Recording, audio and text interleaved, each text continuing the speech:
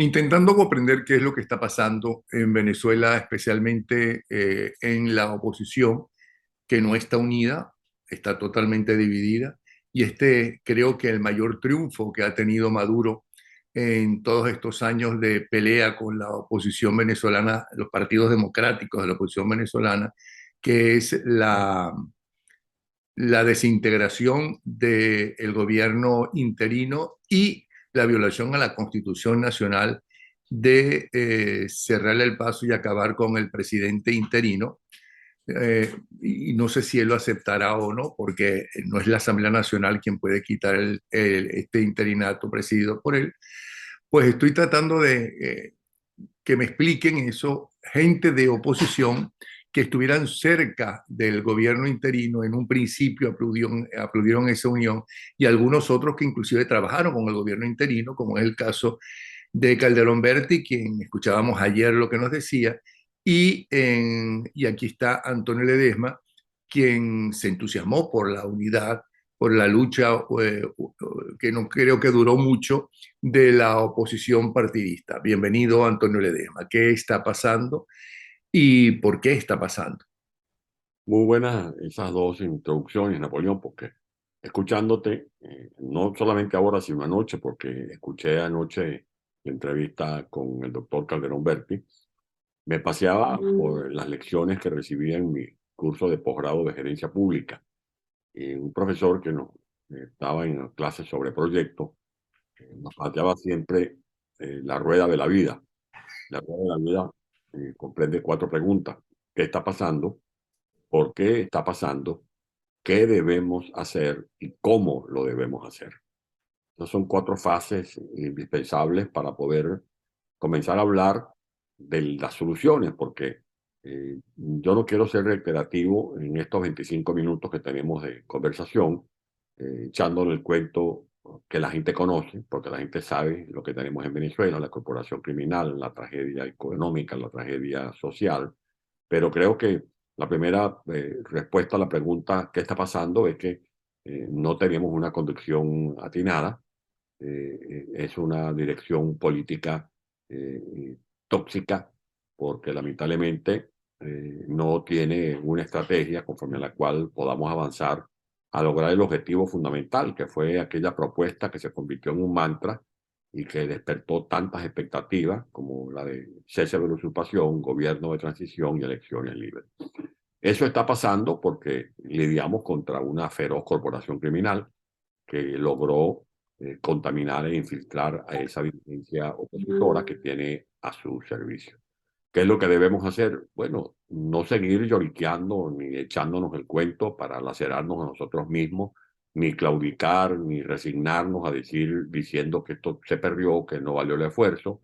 Yo creo que lo que tenemos que hacer es configurar una dirección política dentro y fuera de Venezuela, organizarnos adentro, los que podamos coincidir en la línea de que primero la libertad de Venezuela y después nos caemos a golpes o lo que querramos hacer para ponerle la mano al poder o desarrollar nuestras ambiciones personales, pero en esta coyuntura lo que tiene que predominar es grandeza de alma, es una suerte de altruismo político, que yo creo que sí es posible lograr eso en la lucha política, que es una disciplina muy apasionada, para organizarnos dentro de Venezuela, presentar una verdadera alternativa política, un verdadero proyecto de país que no sea un amasijo de miles de páginas, sino cosas muy Sí, pero concretas. ¿cómo se hace todo eso? Ah, y Conversar. por cierto, de cuando hablas de los partidos políticos, ¿te refieres a que los partidos que integran el G4, no solamente el G3, sino el G4, con lo cual incluye entonces el de Leopoldo López, no estuvieron a la altura y no supieron enfrentarse? ¿O es que también Maduro y su gente logró comprarlos? No, yo creo que hubo, ahí hay de todo. Yo creo que la responsabilidad es compartida. Aquí nadie puede hacer el papel Sí, de... pero los jefes de esos partidos son los primeros responsables. Esos cuatro son responsables de que sus diputados, ¿ok?, acabaran con el gobierno interino y quieran violar la Constitución, acabando con el presidente interino, sea bueno o malo. Yo hablé una sola vez con Guaidó, o sea que, Después, y grabé esa vez y lo grabé, la grabación. Pero si es anticonstitucional, entonces estos partidos son iguales que el PSUV.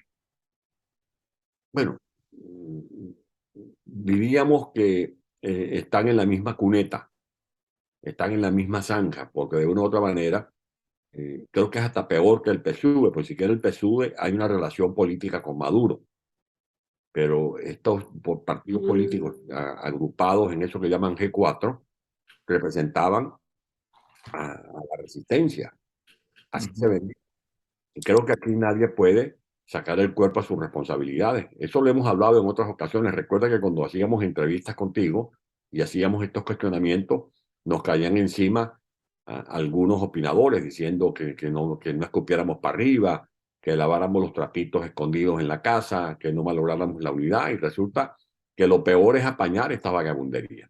Este problema del secuestro de la oposición, de la conducción opositora, lo hablamos tú y yo en varias oportunidades. Es cuestión de apelar a YouTube y buscar allí en los registros todas esas conversaciones que sostuvimos desde el año 2019, porque este problema comenzó incluso moviendo la cuna donde había nacido el gobierno interino, ya se comenzaron a cometer los errores, por ejemplo, en el caso de Cúcuta, en el caso de la manera como se desarrolló la puesta en escena del 30 de abril del 2019, el diálogo de Barbados, las irregularidades que denunciamos, y no era acusando a nadie, sino pidiendo investigación. Y ahí Guaidó tiene una responsabilidad. Por ejemplo, yo oigo hablar a algunos voceros de G4 diciendo que el gobierno de Guaidó cometió irregularidades. Bueno, Guaidó debería poner esto en transparencia. ¿Qué fue lo que pasó en Monómero? ¿Quiénes fueron los que tomaron decisiones en Monómero? ¿Quiénes cometieron irregularidades en Monómero? La gente necesita saber eso. Pues con qué autoridad moral tú le vas a decir a la gente que tú representas algo diferente a esta cloaca del chao-madurismo si tú mismo no estás en capacidad de rendir cuenta. Si una de las grandes falencias de esta falsa revolución es que no rinde cuenta. Una de las virtudes de la democracia es que hay poderes independientes, poderes autónomos, y con todos los errores del pasado democrático, de aquel Congreso Nacional, por lo menos allí se hacían interpelaciones. Yo fui, siendo muy joven diputado, miembro de la Comisión de Contraloría. Pero Investigué. perdona que te interrumpa, el gobierno interino, ¿ok? No separó los poderes, porque al estar Juan Guaidó, presidente de la Asamblea y presidente interino, no hay separación de poderes. Esa fue una violación a la Constitución y fue algo antidemocrático, por cierto. Como lo han dicho muy bien dos juristas calificados, el doctor Bruder Carías y el doctor Adrúbal Aguiar, no se pueden despachar y dar el vuelto al mismo tiempo. No pueden ser gobierno y al mismo tiempo controlarse y rendirse. Sí, pero ¿por qué pasó eso? ¿Por qué Guaidó y de los cuatro dirigentes de esos partidos, alguno querrá de verdad acabar con la narcodictadura en Venezuela y no solamente lo hace por una cuota de poder o de un dinero que puede estar perdiendo? ¿Por qué hicieron eso? ¿Por qué nadie denunció eso? ¿Por qué Guaidó lo permitió? ¿O es que Guaidó no podía tener un mínimo poder, porque poder no tenía mucho, sin esos cuatro partidos respaldándolos? Porque las Fuerzas Armadas no lo respaldan, no tienen la Fuerza Armada. Entonces, ¿qué pasó con Guaidó? Déjame desarrollar la idea. Mm. Guaidó surge como una casualidad. Bueno, pero surge. Surgió como una casualidad y él no supo administrar el respaldo extraordinario que recibió adentro y afuera. Yo en privado se lo decía. Tu fuerza no está en estos cuatro partidos que te están sometiendo, te están colocando una camisa de fuerza. Tú debes de una u otra manera relevarte, debes hacer valer tu condición de presidente. ¿Y qué te decía? ¿Y qué te decía? Decía que sí, que iba a analizar, que iba a evaluar eso, pero yo se lo aconsejé de buena fe. Incluso le dije, no, eso no significa que tú rompas definitivamente con el partido que te está apoyando. Simplemente tú asumes el ejemplo, por ejemplo, que dio Rómulo Betancourt en el 45 y que después lo asumieron todos los partidos. En la democracia se asumió esa idea que el presidente en ejercicio era liberado de disciplina partidista. Y cuando Rómulo asumió el 45, uno de los compromisos es que ningún miembro de la Junta de Gobierno optara para elecciones de cargos populares, para darle más Ok, pero Rómulo se murió y Acción Democrática también desapareció, la verdadera Acción Democrática. Pero es que eso es parte de la historia que estamos Pasó. contando. Lo que creo es que a Guaidó le faltó carácter. Creo que si algún día le ponen un obituario en la lápida es que me faltó carácter. Le faltó carácter para hacer valer su condición de presidente interino, basado en el apoyo ya no de esos cuatro partidos, sino basado en el apoyo extraordinario que estaba recibiendo dentro y fuera de Venezuela.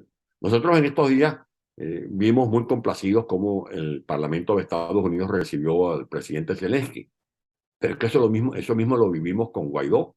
Mm. Lo que hizo ver a Donald Trump abriéndole la puerta del carro donde llegaba Guaidó. Eso no lo hicieron ni con Betancourt, ni con Caldera, ni con Carlos Andrés Pérez. No, y todos Que le los dos partidos en el Congreso Nacional de pie aplaudiendo a Guaidó. senadores y diputados, que entre ellos tienen problemas, se unieron para respaldar la causa de Venezuela. Eso no lo supo aprovechar Juan Guaidó. Y siguió sometido a este gobierno Y interino. el silencio de Leopoldo López, porque Leopoldo López no ha abierto la boca para nada. ¿Cómo lo interpretas? Bueno, primero que es una táctica de orden político, de orden personal, pero si han fijado posición, fíjate, fijó posición Carlos Vecchio, fijó posición David Smolaki, que me parece que son dos figuras relevantes de ese movimiento. No sé si seguirán Bueno, todavía. pero ¿qué significa que es una táctica de Antonio Ledesma? No te entiendo. Bueno, me De imagino que Antonio Ledesma de Leopoldo López. tú me estás pidiendo que especule. Yo lo que te puedo es especular, que no estoy en conocimiento de por qué ese silencio. Pero tú eres político y en política, ¿qué significa eso? Bueno, me imagino una operación táctica de no querer emitir opiniones en este momento, se estará reservando para otra ocasión, no sé a qué obedecerá, esa es una explicación que tiene que darla él. Ok, ahora, ¿qué nos queda? ¿Qué pasa con la oposición? Se acabó la oposición.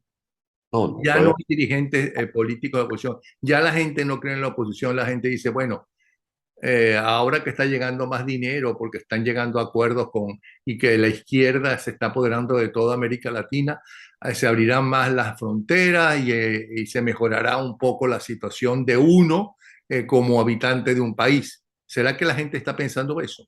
No, yo creo que primero sí hay que convenir, Napoleón, en que hay un nivel de frustración muy grande. A Ujú. esa frustración añádele otro sentimiento que es la decepción.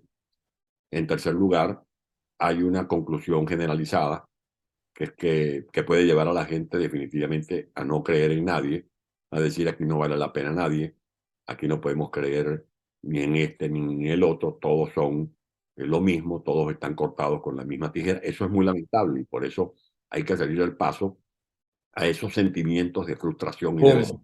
¿Cómo? ¿Cómo?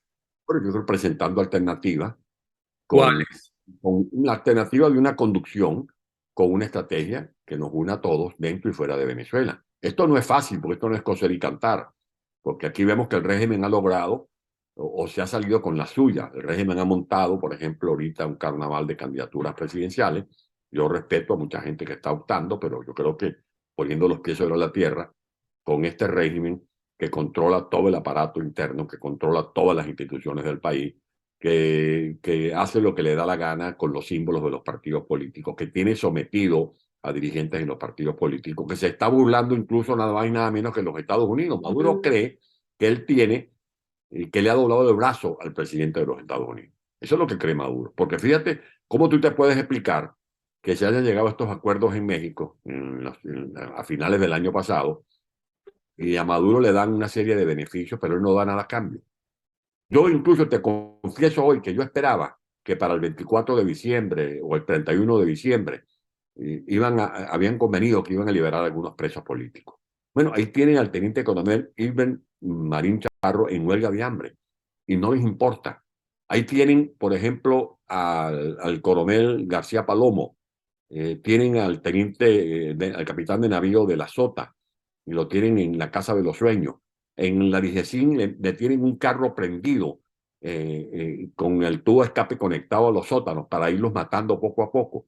Y de eso Maduro no reacciona, no dice nada, no le importa nada. Y se da el lujo de decir que a él, que es atemporal volverse a plantear el tema del diálogo. Y siguen con el tejemaneje. Bueno, claro que es atemporal porque ya no hay los que se van a sentar en la mesa, aparentemente los que se sentaban con ellos tenían más poder el narcorrégimen no solamente por sus representantes, sino por algunos, por no generalizar, de los representantes de la supuesta oposición partidista. Eso es un tema que hay que Eso, revisar. eso desapareció, ya no hay oposición partidista. Yo sigo insistiendo que, por ejemplo, a mí esa dirigencia que está allí no me representa, yo no me siento representado por ellos. Y hay otros temas, por ejemplo, yo leí ayer unas declaraciones que dio el vocero del Departamento de Estado, que trabaja con el señor Anthony Blinken, donde dice que le han dado a Venezuela, a los venezolanos, 2.700 millones de dólares. Yo quiero preguntar públicamente a quién le han entregado ese dinero. Porque hay gente que, viendo que uno es dirigente político, que uno está actuando como hemos venido actuando en la diáspora, pensará que nosotros hemos sido beneficiarios o receptores de alguna cantidad significativa de esos 2.700 millones de dólares. Esa es una explicación que tenemos nosotros derecho a recibir. ¿A quiénes le dieron a qué instituciones lo recibió el gobierno interino? ¿Quién del gobierno interino manejó esos 2.700 millones de dólares? ¿Qué organizaciones no Sí, gubernamentales tienes fuera? razón en todo. Ahora, yo creo que la gente se pregunta y espera de ti que les diga cuál es el paso que hay que hacer ahora. Es decir, ¿qué va a pasar? ¿Quedarse tranquilos, callados? ¿Cómo se organiza si se necesita organizar algo? ¿No? ¿Qué es lo que hay que hacer? ¿Qué viene ahora después de este extraordinario triunfo de Maduro y el narcorrégimen? Bueno, nosotros tenemos que aprovechar esta caída para volvernos a poner de pie. Quizás en la parada puede estar un nuevo ritmo y una nueva senda a transitar. Por aquello que decían nuestras abuelas, no hay mal que bien no traiga. Y por eso indico que la primera responsabilidad nuestra es conversar. Pero ya los Estados Unidos, que parece que son fundamentales en cómo se dirige la política en Venezuela, al igual que Cuba es fundamental aparentemente, ya dijeron que apoyaban a la Asamblea Nacional, es decir, apoyan a la violación de la Constitución en Venezuela. Ellos dirán, bueno, si los venezolanos hacen eso, si esa dirigencia hace eso, eso es un problema de ellos. Y Bueno, apoyan a esos cuatro partidos del G4. no, ellos se están apoyando a sí mismos. En esta coyuntura, Estados Unidos se está apoyando a sí mismo. Ellos están partiendo de una premisa equivocada, que es que, por ejemplo, se va a detener la salida de venezolanos hacia la diáspora si ellos retoman relaciones con Maduro, si estabilizan a Maduro. Sí, como se detuvo la diáspora cubana después que Obama fue para Cuba. Y eso es Que no una, se detuvo, que lo que quiero decir es que no se detuvo. Ujú. eso mismo, pero eso es una premisa equivocada. Dos, creen que el tema de la guerra con Ucrania se va a prolongar, que los problemas energéticos van a seguir dándole ocupaciones a sus planificadores, a sus técnicas, que la paralización de la explotación de los esquistos en Estados Unidos ha contenido la producción petrolera y que creen que allí en Venezuela hay una fuente alterna, que efectivamente lo es, de hecho, porque Venezuela sigue teniendo importantes reservas petroleras. Pero como lo ha explicado, por ejemplo, Juan Fernández, para poder llegar a los niveles de 1,5 millones de barriles, 2 millones de barriles, se van a necesitar de manera continuada inversiones que superan los 100.000 millones de dólares. Es decir, que Los Estados Unidos están como hace cualquier país. de Primero cuatro. son sus intereses, ¿ok? Y además pensarán, ¿ok? Que a los venezolanos nos toca salir de la narcodictadura en primer lugar.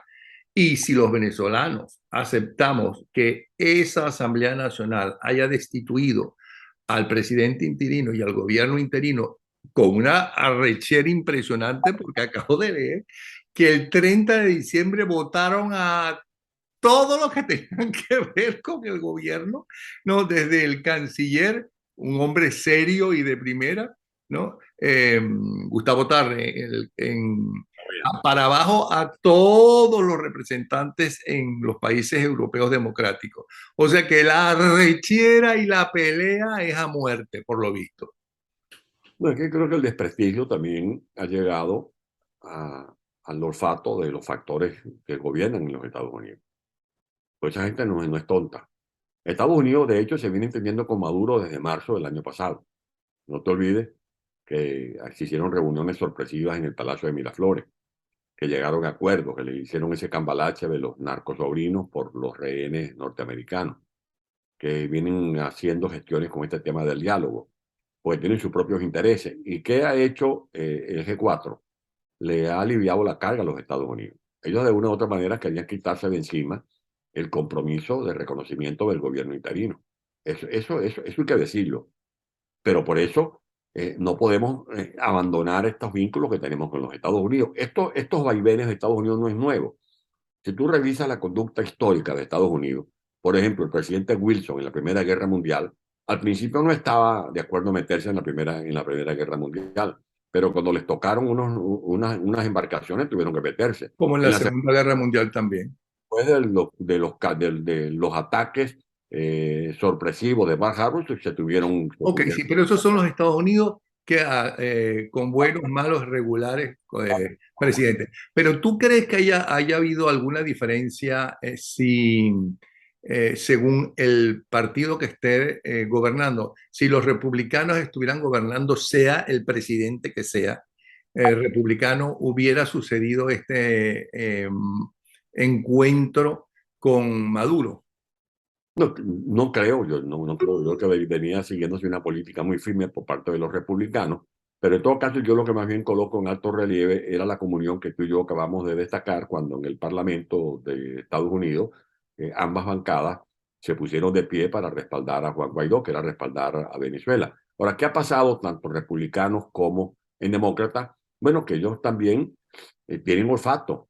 ¿Y qué es lo que han venido percibiendo el tufo de las denuncias de irregularidades en monómero, de que aparece un señor haciendo triquiñuelas con el gobierno de Paraguay para que le ganase unos millones de dólares, negociando supuestas acreencias que tenía Venezuela sobre Paraguay, que irregularidades, gente que anda avalando o pidiendo que no metan en la lista de sancionados a fulano o a Perencejo porque son voceros o representantes de testaferro, gente Pero que peor, sí, todo eso es verdad, pero peor son el narcotráfico, los asesinatos, los robos, todo lo que estás contando, son mucho peores los de Miraflores. Pero es que, claro, pero el problema es que aquí ya no es poner en una balanza que cuáles son los delitos que pesan más. Aquí el problema es que hay una alternativa de conducción opositora que se ha venido devaluando, que se ha venido desprestigiando, porque en estos escenarios, Estados Unidos, en la Unión Europea, etcétera, la gente comienza a preguntarse, bueno, ¿cómo es esto que estos señores que vienen aquí no hablar por la libertad de los presos políticos, sino que vienen aquí a abogar porque le paguen los intereses a los bonistas 2020? Eso es descarado. Entrevista al ex procurador Hernández que te cuente quiénes eran los diputados que andaban por allí pidiendo que le reconocieran los intereses a los bonistas 2020. Eso es una situación que nos deja muy mal dentro de la comunidad internacional. O cuando iba Guaidó a Washington y después que salía Guaidó de Washington llegaba otro vocero de ese mismo gobierno interino a Hablar decir mal de él. lo contrario de lo que había sostenido Guaidó o de lo que estaba pidiendo Guaidó. Entonces, en medio de este aquelarre, en medio de este desorden, hay un gran desprestigio y por eso la gente de la comunidad internacional se quita este peso de encima que es el gobierno interino. Ahora, ¿qué va a ocurrir? Yo no soy pitonizo, pero ten la seguridad que las primeras gestiones de Maduro es que le devuelvan el oro de Inglaterra, que le permitan solicitar los recursos en el Fondo Monetario Internacional, que no es poca cosa, son más de 5.000 millones de dólares, que le permitan ponerle la mano a los 3.200 millones de dólares que acordaron a finales del año pasado en México, abrir las bóvedas de la banca de Portugal, donde están también depositados otros miles de millones de dólares que son de factura del Estado venezolano, y seguiré insistiendo con el tema de Alex Saab, porque él dice, bueno, si me devolvieron a los sobrinos que ya estaban sentenciados, quien puede lo más puede lo menos. Este no está sentenciado, este está en un proceso judicial. Pero además, si ya no reconocen al gobierno interino, ¿cuál era el valor realmente de Juan Guaidó? Con todo el cochocho y con todos los efectos y con todos los errores cometidos, el valor era que mantenía en jaque mate a la dictadura de Venezuela. Porque en la medida en que se decía se reconoce un gobierno interino, es porque no se reconoce al ilegítimo que encarna Nicolás Maduro. Vaya que Maduro está gozando uno y parte de la otra de haber pasado feliz el año nuevo en medio de la tragedia de los venezolanos, porque le sirvieron en bandeja de plata la cabeza de Juan Guaidó, y lo hacen factores que es como el que se chupan cuando tú ibas por allí por la vía de Aragua, donde hay mucha caña de azúcar, por los valles de Aragua, el que se chupa la caña de azúcar y después que se chupa la caña de azúcar lanza el bagazo, lo tira en la mitad del camino. Bueno, eso hicieron con Guaidó, le chuparon las embajadas, le chuparon las directivas de empresa. Por ejemplo, yo no voy a cuestionar aquí a la gente que recibía esa platica, los activistas, pero por ejemplo, a mí que no me metan en esa lista. El diputado Edwin Luzardo, por instrucciones mías, devolvió unos recursos que le habían asignado. Y eso es como que sea un padre, Napoleón, en mi caso, era como que si un padre le llevaba una bolsa de pan y regresa a la bolsa de pan teniendo 5 tripones chillando por hambre. Porque ese es el caso de la dirigencia que forma parte de nuestro movimiento. Gente que está en situación apremiante desde el punto de vista económico. Pero primero la dignidad, primero los valores, y por eso nosotros no estamos en esa lista de haber recibido recursos para pagar activistas. Eso es un tema que se manejó sectariamente, y eso dio lugar a todas estas desviaciones que son las que tenemos que corregir. ¿Cómo? Poniéndonos de acuerdo, conversando. Yo estoy conversando. Hoy amanecí conversando. Ayer, antes de acostarme, estaba conversando. No te puedo revelar esas conversaciones privadas porque hay debates en los cuales todavía tenemos diferencias. Por ejemplo, los que están aspirando a las candidaturas presidenciales. Yo insisto que eso es un error, porque eso es hacerle el juego a Maduro. Y sobre todo con una comisión de diálogo que no tiene capacidad de lanzar torpedos para abrir boquetes por los cuales podamos meter algunas oportunidades. ¿Cómo tú vas a pensar en elecciones libres en un país donde Maduro sigue teniendo el control de el poder judicial para hacer lo que le da la gana? Bueno, y además pero además es que no se está luchando contra una dictadura como lo fue la de Pérez Jiménez o la de Gómez o la de Pinochet o la de Franco, la que tú quieras. Se está luchando con una narcotiranía.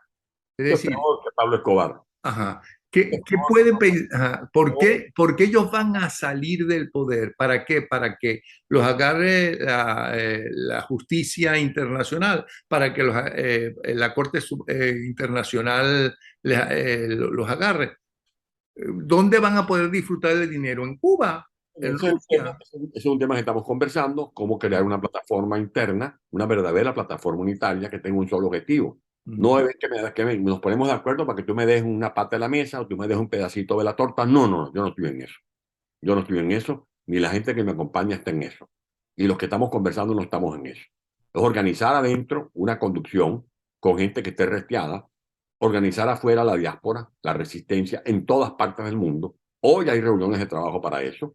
Hoy se están ajustando detalles para eso. Abrir ese escenario para organizar como lo estuvimos años atrás, pero la gente se desvaneció cuando, por ejemplo, en vez de mantener la lucha en las calles de Caracas, de Barquisimeto, de San Cristóbal, de Maracaibo o de ciudades del mundo donde nos congregábamos para respaldar al gobierno interino, impedir elecciones libres, el cese de la usurpación, mandaron a la gente para la casa y se fueron a sentar en el diálogo de Barbados. Ahí comenzó otra vez la tragedia. De allí que sí hemos tenido oportunidades. Y a mí, por supuesto, me molesta cuando hablo, incluso yo he conversado en estos días con 2 presidentes en ejercicio, con 2, no puedo dar sus nombres, con 2. He conversado no menos con 8 expresidentes, con líderes parlamentarios, y tener que explicar que es que los venezolanos no nos hemos rendido, porque la sensación que tiene esta gente, bueno, que ustedes se entregaron, no señor, ¿cómo que nos entregamos? Vayan a ver las cárceles de Venezuela, cómo están llenas de presos civiles y militares. Vayan a ver cómo está la profesora Elsa Castillo arriesgando su libertad, arriesgando su pellejo. Vayan a ver a los líderes de coalición sindical. Vean a los trabajadores petroleros, a los trabajadores que sobreviven en la CBG, luchando por sus derechos. Lo que pasa es que aquí ha habido traiciones. Si algún pueblo ha luchado, cuando a mí me ponen el ejemplo de Ucrania, bueno, si el pueblo nuestro se echó a la calle como el de Ucrania. Lo que pasa es que a Ucrania le dieron misiles, le dieron torpedos, y a los venezolanos lo que le daban era un escudo de cartón. ¿Con qué luchaban los muchachos en Caracas? Y me van a echar cuenta, cuando la gente me dice a mí, bueno, vente para acá, vente para allá. Si alguien ha luchado, es este que está aquí. Y lo digo sin personalismo. Preso, huelga de hambre, hospitalizaciones en clínica. Iba a ser ya yo encerrado allá entre 4 paredes. Si no podía ni hablar, no podía expresar mis ideas como lo vengo haciendo libremente desde que estoy en el exilio. Ahora, si aquí no nos ponemos de acuerdo, si aquí no hacemos con la mano en el corazón un acto de contrición, de reflexión, de que estamos a riesgo de perder definitivamente la patria. No es poca cosa perder la patria. Bueno, ya no vamos a poder ni siquiera asomarnos en una esquina porque la gente que nos vea dirá, estos son corresponsables de esta desgracia que estamos sobrellevando en el país. Bueno, Por eso, estoy de acuerdo totalmente contigo, pero me da la impresión, espero estar totalmente equivocado, que toda esa dirigencia y dirigidos de la Asamblea Nacional del G4 consideran que la patria es diferente a la que tú estás diciendo, que la patria es el puesto, la oportunidad, que le den los recursos a ellos que están afuera para manejarlos ellos. Creo que esa es la patria. es que por eso hay que abrirle los sentidos a esta gente y decirle que no se puede cambiar la patria por una burra. O sea, que tú crees que le puedes abrir los sentidos a ellos. No se puede cambiar la patria por un plato de lentejas. No se puede cambiar la patria por una simple canonjía. No, porque eso no es vivir con libertad. Cuando yo oigo a Maduro quejarse, decir, bueno, es que no es posible que nos tengan sometidos a estas sanciones, 700 y tantos sanciones. Por Mm. favor, Nicolás Maduro, si tú le asaltaste a esos partidos políticos los símbolos, ¿y para qué los asaltaste? Para someterlos, para tenerlos allí contra la pared, para tenerlos secuestrados, para tenerlos sometidos. Si tú aquí no permites libertad de expresión, ¿qué tipo de elecciones puede haber en Venezuela cuando siguen quitándole licencia a las emisoras de radio? Cuando en Venezuela nadie se puede expresar libremente, salvo que corre el riesgo de que termine enchilolado, o los que tienen todavía unos aparaticos de radio se los quiten, porque les amenazan quitarles las licencias si permiten que allí se hagan críticas al régimen.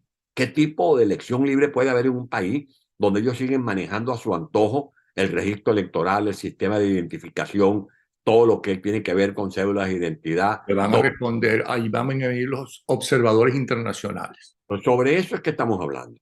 Y lo estamos hablando y lo Pero estamos ¿qué pueden hacer los compartiendo. observadores internacionales si no están en la puerta viendo a ver si le pegan a alguien o si votan a alguien? O sea, ¿qué más? ¿Quién maneja esas máquinas de votación desde Cuba y desde el Palacio Blanco? El riesgo, y lo voy a comentar contigo aquí, el riesgo al que yo más le temo es que así como Maduro logró entenderse con Biden y con los asesores de Biden para que le devolvieran los narcotraficantes a cambio de los rehenes, es que mañana a esa misma dirigencia opositora que negoció la decapitación de Guaidó se entienda con Estados Unidos y se entienda y avale con la Unión Europea, que vayan a supervisar unas supuestas elecciones libres, que bien sabemos que de libre no tienen absolutamente nada, y termine entonces Estados Unidos y termine entonces la Unión Europea convalidando un régimen dictatorial en Pero si Venezuela. se entendieron con Maduro, ¿cómo no se van a entender, no se van a entender ahora sí? Pero entonces ahí es donde tenemos que actuar todos los venezolanos que tenemos ¿Cómo actuamos? ¿Cómo actuamos? agrupándonos, creando un eje que tenga fuerza, que tenga capacidad ¿A de quién hacer. corresponde la primera iniciativa de agruparnos? No quiero dar nombre porque si digo soy yo o es fulano, este ya le puso nombre y apellido del movimiento. No, aquí tiene que haber un acto donde haya un liderazgo colectivo. Aquí no pueden Pero haber, se está empezando a organizar ese liderazgo colectivo. sí, sí estamos conversando, Eso es lo importante. Ajá. sí estamos conversando. Uno, sustituir las improvisaciones por la planificación. Aquí no podemos depender de ocurrencias. Aquí tanto para las operaciones políticas se necesita planificación, se necesitan estrategas, porque eso es tan importante como un gerente petrolero, un gerente de empresas de aluminio. También en política tiene que haber cabeza, tienen que haber salas situacionales, tienen que haber escenarios de divertimento, tienen que haber una serie de alternativas que se discutan. Aquí no, en segundo lugar, no necesitamos de mesías, ya está bueno de falsos mesías, porque eso es lo que crea expectativas que después se derrumben y que entendamos que aquí no va a haber ninguna recuperación política, ninguna mejor recuperación económica, recuperación comercial. No vamos a superar los problemas de la hiperinflación, del decrecimiento económico, si no salimos de esa narcotiranía. Esa es la conclusión y el objetivo es muy claro. No hay que hacer un documento como el de Pacto de Punto Fijo, que fueron varias páginas. No, con unas simples cuartillas donde nos propongamos primero liberar a Venezuela con los recursos que sean necesarios activar. Y ahí vale todo, porque es un estado de necesidad. Es cuando se te está incendiando a ti un edificio y tú tienes allí un ser querido. Bueno, tú no vas a estar pidiendo el permiso de los ¿Hasta que bomberos. en algún momento el G4 realmente quiso liberar a Venezuela? Y si lo quiso liberar, ¿cuándo dejó de que ese era su interés principal? No, yo creo que tú me obligas a hacer el inventario para demostrar o darle piso a las reflexiones que te voy Lo a que dar. pasa es que nos quedan 2 minutos. Ajá. Uno, tuvimos la oportunidad cuando el movimiento La Salida, que algunos han atacado, ese movimiento sacó a la gente a la calle. Que hubo violencia. Bueno, fue el Estado Bueno, también, pero ese movimiento lo paró el mismo G4. bueno, porque fueron a dialogar el 10 de abril, se metieron en un diálogo con Maduro en Ujú. Miraflores, que terminó dándole pie a que el actual general preso en Fuerte Tiuna, Rodríguez Torres, en el mes de mayo de ese año detuviera a más de 200 estudiantes de Venezuela. Aparte Después, de los que mataron. en el año 2013 ganamos la presidencia. La presidencia la ganamos con Capriles, en la elección Y Capriles dijo que no había que protestar en Miraflores porque mataban a la gente. No, él tenía que haber ido. Para Ok. eso es Después, dirigente. Él tenía que haber ido él de frente, no con un gentío atrás, sino con sus atláteres, lo que están alrededor. O sea, después eso la gran es victoria del justificación. 2015. Esa victoria del 2015, Mm. esa victoria del 2015 no tiene parangón. Las 2/3 partes de la Asamblea Nacional. Y habló con la autoridad moral que cuando a mí me Pero fueron es a... que Capriles no fue porque no le interesaba. Bueno, Si le hubiera interesado, si su prioridad hubiera sido esa, hubiera ido y hubiera arriesgado su vida. O sea, tú no te metes a maestro, o no deberías meterte a maestro, si te cae mal dar clases o los muchachos. No te puedes meter a policía si tienes miedo a la bala. No te puedes meter a médico si te desmayas viendo la sangre. No te puedes meter a dirigente y a candidato presidencial si sabes que estás en una dictadura que asesina a la gente. sí, exactamente. Por eso aquí, ya redondeando Napoleón, uno, organizarnos adentro. Hay gente adentro valiosa. Yo creo que hay gente adentro valiosa. Tenemos que ponernos de acuerdo.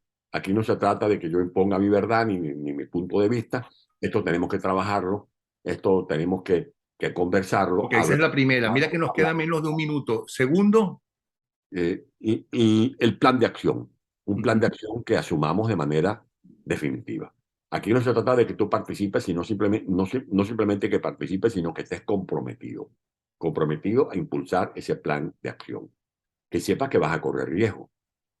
Aquí hay momentos en que tú tienes que arriesgarlo todo. Yo no lo descarto desde el punto de vista personal, pero por algo que realmente valga la pena y donde no sea un simple salto al vacío, porque para inmolarse ya tenemos ejemplos de lo que ha pasado y que lo que hagamos lo hagamos a conciencia, no esperando que nos den aplausos, que nos den unas visualizaciones en las redes, no, incluso las críticas, ya Dios proveerá, pero yo sí estoy convencido que esta tragedia que estamos viviendo puede ser incluso el parto de una nueva conducción que haga posible la liberación definitiva de Venezuela. ay, ojalá.